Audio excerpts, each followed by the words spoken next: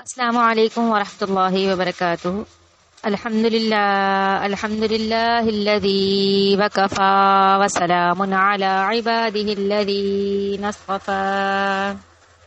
اما بعد فاعوذ باللہ من الشیطان الرجیم بسم اللہ الرحمن الرحیم رب اشرح لی صدری ویسر لی امری واحلل عقدۃ من لسانی یفقهوا قولی رب زدنی علما وعملا اللهم فقهنا في الدين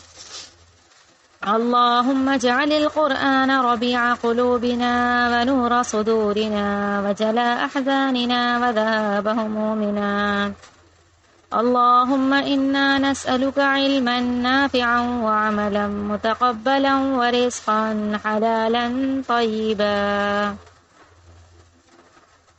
کیا حال ہیں آپ تمام کے؟ امید کرتی ہوں سبھی خیریت سے ہوں گے۔ آج کی کلاس میں انشاءاللہ ہم سورہ انعام کی آیت نمبر 56 سے 62 تک کا سبق پڑھیں گے۔ تو ترجمہ کرتے ہیں۔ سب سے پہلے اللہ کے بابرکت نام کے ساتھ بسم اللہ الرحمن الرحیم۔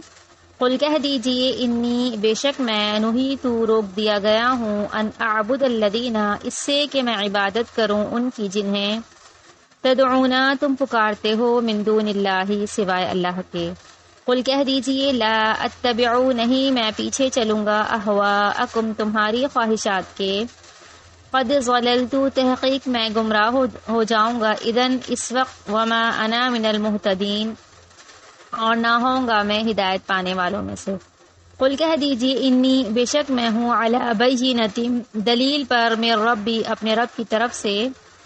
وکذبتم بہ جبکہ تم نے جھٹلایا اسے، ما عندی نہیں ہے میرے پاس، ما تستعجلون بہ وہ چیز کہ تم جلدی طلب کر رہے ہو اس کو، ان الحکم نہیں ہے حکم الا للہ مگر اللہ ہی کا، یقص وہ بیان ویقص الحق وہ بیان فرماتا ہے حق بات، وہو خیر الفاصلین اور وہ بہترین فیصلہ کرنے والا ہے۔ قل کہہ دیجئے لو ان عندی اگر بے شک میرے پاس ہوتی، ما تستعجلون بہ وہ چیز کہ تم جلدی طلب کر رہے ہو بھی اس کو، لقضی الامر تو یقیناً فیصلہ کر دیا جاتا معاملے کا، بینی میرے درمیان، و بینکم اور تمہارے درمیان، واللہ اور اللہ اعلم خوب جانتا ہے بالظالمین ظالموں کو، وعندہ اور اسی کے پاس ہیں مفاتح الغیبی چابیاں غیب کی، لا یعلمها نہیں جانتا انہیں کوئی بھی الا ہوا مگر وہی، ویعلم اور وہ جانتا ہے ما فی البر والبحر جو کچھ خشکی اور تری میں ہے، وما تسقط من ورقۃ اور نہیں گرتا کوئی بھی پتا، الا یعلمها مگر وہ اس کو جانتا ہے، ولا حبۃ اور نہ کوئی دانہ، فی ظلمات الارض زمین کے اندھیروں میں، ولا رطب اور نہ کوئی تر چیز، ولا یابس اور نہ کوئی خشک چیز، الا فی کتاب مبین مگر سب واضح کتاب میں ہے، وہو الذی اور وہی ہے جو یتوفاکم تمہیں فوت کرتا ہے، باللیل رات کو، ویعلم اور جانتا ہے ما جرحتم بالنہار جو کچھ تم کرتے ہو دن میں، ثم پھر یبعثکم وہ پھر تمہیں اٹھاتا ہے، فیہ اس دن میں، لیقضا تاکہ پورا کیا جائے، اجل مسمى وقت معین، ثم پھر الیہ اسی کی طرف، مرجعکم تمہارا لوٹ کر جانا ہے، ثم پھر ینبئکم وہ تمہیں خبر دے گا، بما اس کی جو کنتم تھے تم تعملون عمل کرتے، وہو القاہر اور وہ غالب ہے، فوق عبادہ اپنے بندوں پر، ویرسل اور بھیجتا ہے، علیکم تم پر، حفظۃ محافظ، حتی یہاں تک کہ اذا جاء جب آتی ہے، احدکم الموت تم میں سے کسی ایک کو موت، توفتہ تو فوت کرتے ہیں اسے، رسولنا ہمارے رسول، وہم اور وہ لا یفرطون نہیں کوتاہی کرتے، ثم پھر ردو وہ لوٹائے جاتے ہیں، اللہ اللہ کی طرف، مولاہم الحق جو ان کا مالک ہے سچا، الا خبردار، لہ الحکم اسی کے لیے ہے فیصلہ کرنا، وہو اور وہ اسرع الحاسبین بہت جلد حساب لینے والا ہے۔ یہاں پہ ہم نے ان آیات کا ترجمہ کر لیا الحمدللہ۔ اب اس کی تفسیر کی طرف آتے ہیں۔ سورہ انعام آیت نمبر 56 اللہ کہہ رہے ہیں، آپ ان سے کہیے مجھے اس بات سے روک دیا گیا ہے کہ میں ان کی عبادت کروں جنہیں اللہ کے سوا تم پکارتے ہو۔ آپ ان سے کہیے میں تمہاری خواہشات کی پیروی نہ کروں گا، اور اگر ایسا کروں تب تو میں بہک گیا اور ہدایت یافتہ لوگوں میں سے نہ رہا۔ جو مشرکین مکہ تھے یا مجرمین لوگ تھے، وہ چاہتے تھے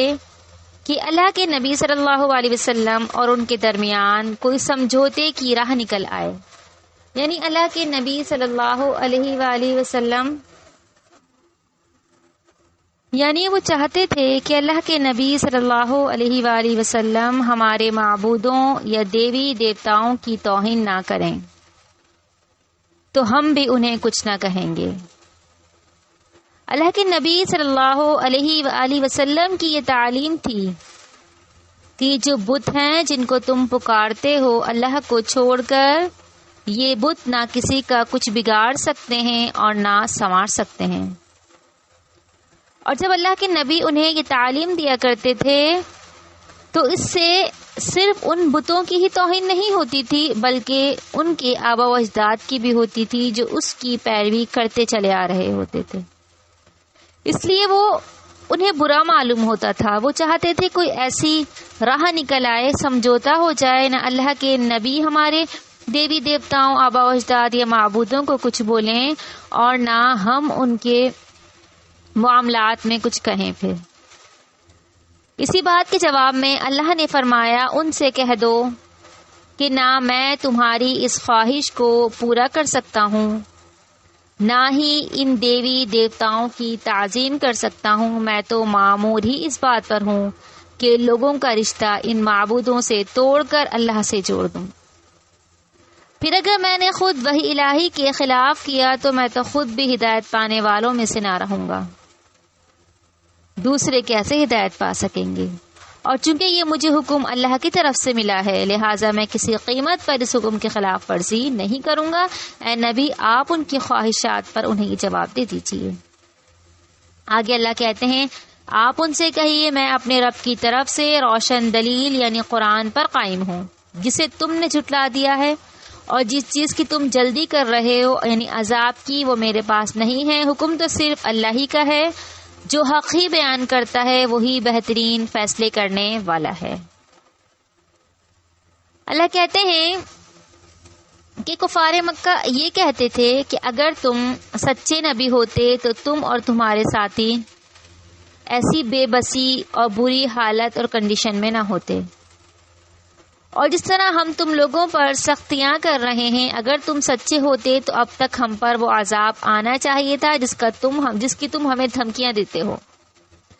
مجرموں کے اس بات کا جواب اللہ نے دیا، آپ ان سے کہہ دیجئے میرے اپنے اطمینان کے لیے یہ بات کافی ہے کہ ٹھیک ٹھیک اس راہ راست پر جا رہا ہوں جو اللہ نے میری طرف وحی کی ہے۔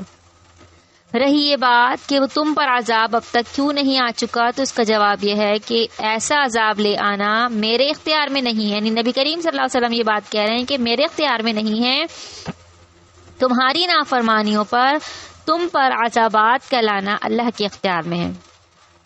جب وہ ہمارے اور تمہارے درمیان فیصلہ کرنا چاہے گا تمہیں ایسے عذاب سے دوچار کر دے گا۔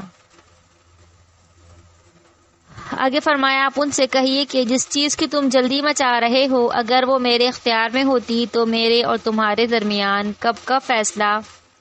کب کا قصہ پاک ہو چکا ہوتا، اور اللہ ظالموں کے متعلق خوب جانتا ہے کہ ان سے کیا معاملہ کرنا چاہیے۔ اب اللہ کہتے ہیں اے نبی ان سے کہیے اگر ایسا عذاب لانا میرے اختیار میں ہوتا تو وہ کب کا آ چکا ہوتا اور یہ سارے جھگڑے ختم ہو چکے ہوتے،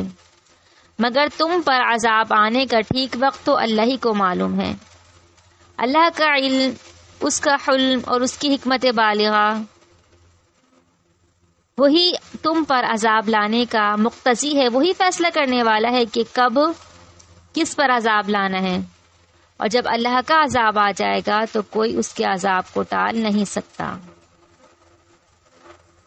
آگے فرمایا اور اللہ ظالموں کے متعلق خوب جانتا ہے کہ ان سے کیا معاملہ کرنا چاہیے، اور غیب کی چابیاں تو اسی کے پاس ہیں جسے اس کے سوا کوئی بھی نہیں جانتا۔ خشکی اور تری میں جو کچھ ہے وہ اسے جانتا ہے، اور کوئی پتا نہیں گرتا جسے وہ رب تعالی نہ جانتا ہو۔ نہ ہی زمین کی تاریکیوں میں کوئی دانہ ہے جس سے وہ باخبر نہ ہو، اور تر اور خشک جو کچھ بھی ہو سب کتاب مبین میں موجود ہے۔ اللہ کہتے ہیں کہ اے نبی انہیں بتا دیجئے کہ آپ جو بات کرتے ہیں کہ ان پر عذاب آئے گا، تو وہ میں وحی الہی کی بنا پر کہتا ہوں کہ اللہ نے وحی کے ذریعے مجھے یہ بتایا کہ اللہ کا عذاب تم پر آئے گا۔ رہی یہ بات کہ وہ عذاب کب آنا ہے، اس کا مجھے کچھ علم نہیں ہے، الا یہ کہ میرا رب ہی مجھے آگاہ کر دے، کیونکہ غیب کے تمام تر وسائل اور ذرائع صرف اور صرف اللہ کے قبضہ قدرت میں ہیں، جنہیں اس کے سوا کوئی نہیں جان سکتا۔ اللہ کے نبی صلی اللہ علیہ وسلم عالم الغیب نہیں ہے، یہ آیت بھی اس بات کی دلیل ہے۔ اللہ کے علاوہ کوئی غیب کی باتوں کو نہیں جانتا، کھلی اور چھپی، ظاہری اور پوشیدہ، ہر طرح کی باتوں کا جاننے والا صرف اور صرف اللہ تعالی ہے۔ اگر کوئی شخص غیب جاننے کا دعویٰ کرے تو وہ شخص جھوٹا ہے اور اللہ کی صفت کا منکر ہے کہ وہ کہتا ہے کہ اللہ کے علاوہ کوئی اور بھی غیب کی باتوں کو جاننے والا ہے۔ اور جو شخص کسی غیب کی خبر دینے والے کی تصدیق کرتا ہے یا اس پر یقین رکھتا ہے، وہ بھی برابر کا مجرم ہوگا۔ چند احادیث سے سمجھتے ہیں۔ مسلم کی حدیث آتی ہے، اللہ کے نبی نے فرمایا، جو شخص کسی عراف یعنی غیب کی خبریں بتانے والے کے پاس جائے اور اس سے کچھ پوچھے، اس کی 40 دن تک نماز قبول نہیں ہوتی۔ ایک اور حدیث میں آتا ہے